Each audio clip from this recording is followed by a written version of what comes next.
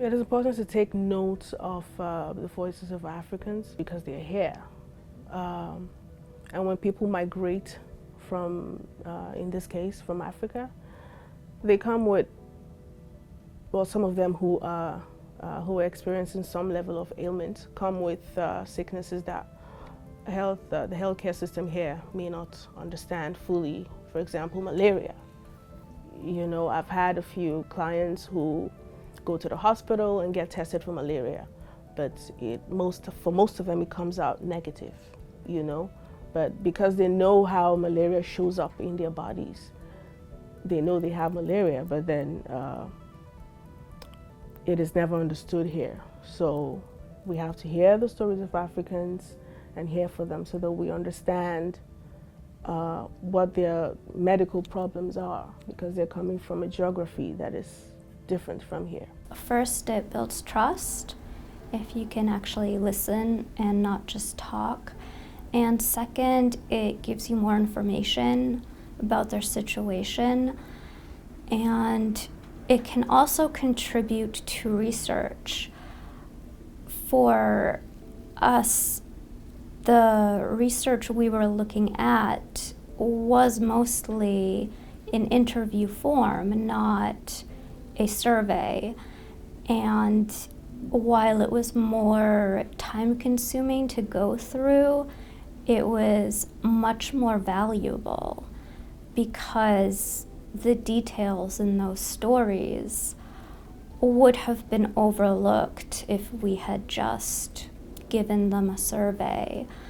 So I think it's really important to hear those stories and take out of them lessons that you can use to further improve healthcare for African immigrants in the future. We don't know best practices with that population unless we ask them and learn from them about what's going on, particularly culturally and even linguistically, which may make us change the way we're providing our healthcare or delivering the messaging around healthcare. So if we don't ask, we don't know. So really important that we have that conversation and include them so that we can learn what will work best with that population.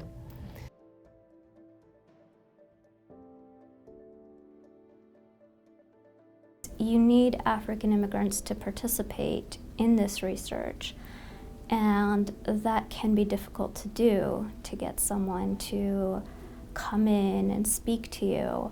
But if you can show them, look, we did this research and then this is what we did with it, it makes them more likely to participate. And then if you contact them after their participation and tell them how it's going, update them, they will feel like they made a difference. They'll be more likely to participate in the future. They will want to get involved, perhaps do some work in the community themselves. So it's really important that the data you gather from these research projects doesn't just sit there, that something is done with it. It's important to not cause unintended consequences with the data that we collect or the stories that we collect and the story that comes out of the research. Sometimes African immigrants are hard to recruit into research studies.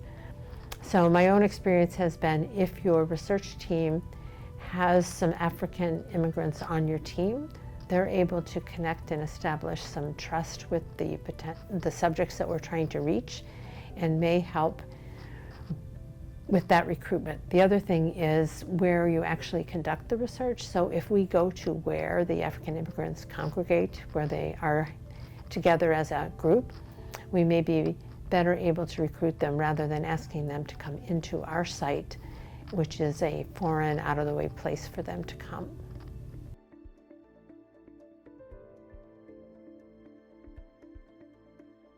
I think Africans can help actually shape collecting information that's going to be helpful to the ultimate use of the research. Like I said, you know, we have different cultures. We come from, we do things differently. We receive healthcare differently.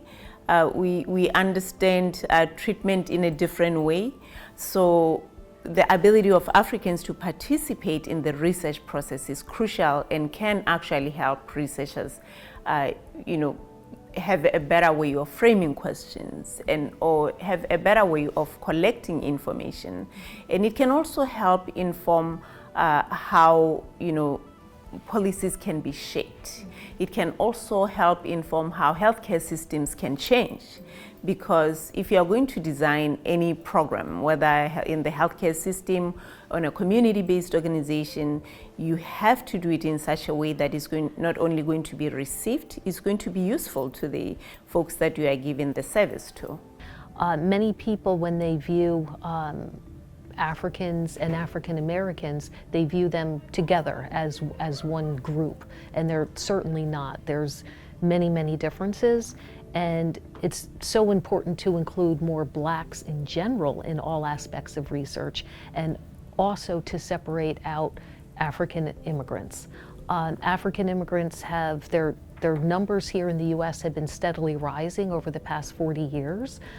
Right now, 20% of blacks in America are either immigrants or children of immigrants, and that number is only rising.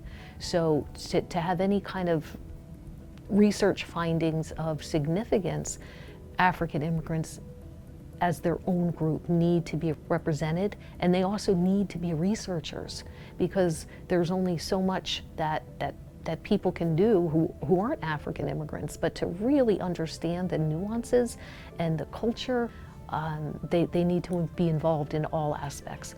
In talking about research that incorporates African populations, I think first and foremost it's important that, again, we're using those ambassadors that we already know that these communities trust as a way to be able to disseminate information that's geared towards research that impacts the African community.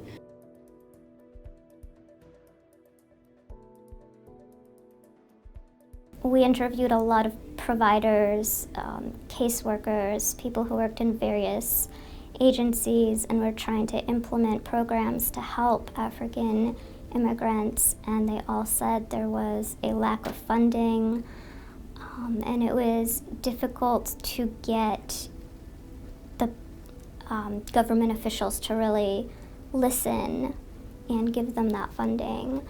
I think also when we talk about funding, particularly as it relates to research, we need to make sure that our community partners and our community members are being supported in a way that makes sense, right? And so yes, we're paying for our community members to attend certain activities. We're making sure that there is childcare. We're making sure that there is language accessible, right? So we have interpreters there. We're making sure that we have culturally appropriate food. So we're not doing cheese and crackers. We're doing rice and chicken and fufu and all the cultural foods that we know make people feel comfortable. African immigrants feel comfortable. It's so wonderful when researchers come in that have a budget that can pay an African immigrant a stipend for their time, or give them some kind of incentive, because we're asking so much from them. Refugee agencies, they're on the ground, they are working day in, day out with African immigrants and their other clients, of course, but really the things that we learn, the things that we know are so important to share with researchers.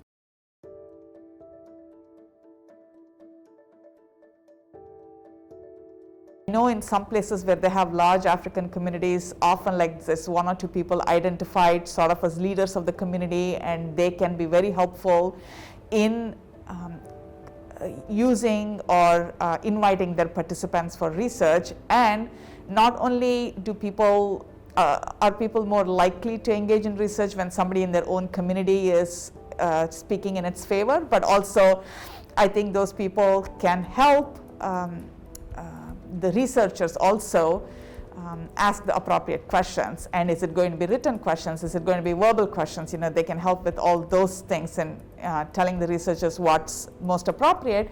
And then they themselves can be trained to become researchers too, especially in community-based participatory research. It's often about being there in the room, for example, if there's a focus group of 5, 10, 15 immigrants that are there who are being interviewed or being asked questions, having one of the research participants as somebody from their community, I think can really facilitate the communication. I think it's important that we recognize the strength within communities.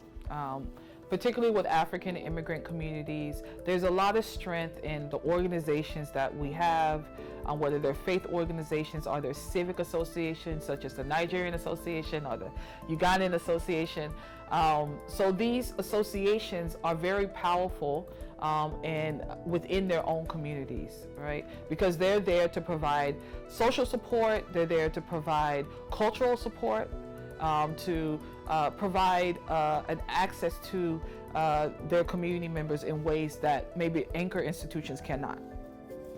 So I think, for me and the work that I've done around research, African immigrant health, research within African immigrant health, really focusing on how do we build the research literacy of these organizations, right? These faith organizations or these civic associations.